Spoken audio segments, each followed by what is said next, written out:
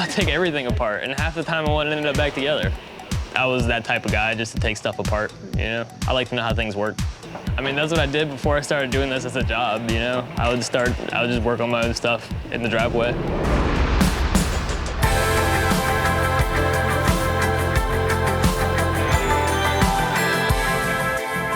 There's a real big social aspect to it.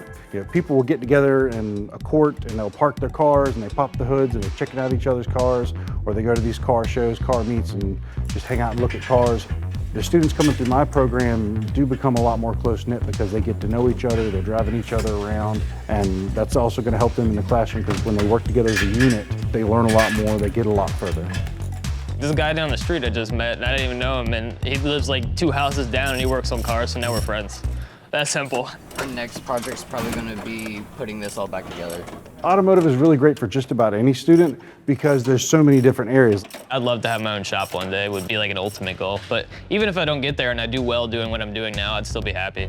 They can be a guy that works in the shop and could end up being a team leader or even being the head of a shop. So if they like working with the customer more, they can become the service writer. And then they can transfer up there to the shop manager. There's so many different facets to this, and anywhere they go, there's a job because there's something with wheels wherever you're at.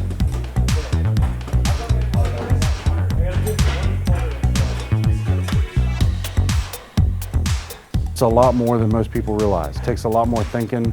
I have had students that come in and they say their parents didn't want them to come here because their parents wanted them to go to college. But we're teaching them so much that they can use when they go to college. It's getting to the point now where the automotive technician is like a para-engineer because the average car is going to have 20 to 30 computers.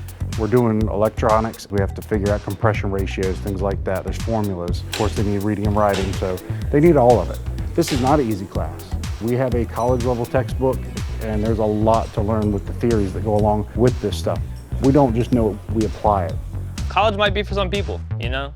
I'm still learning and working. You never stop learning, it's just school wasn't my cup of tea. If I can find a job, make it as much money without going to college, I'm not in debt, you know? I'm doing something I like anyway, but I loved it so far.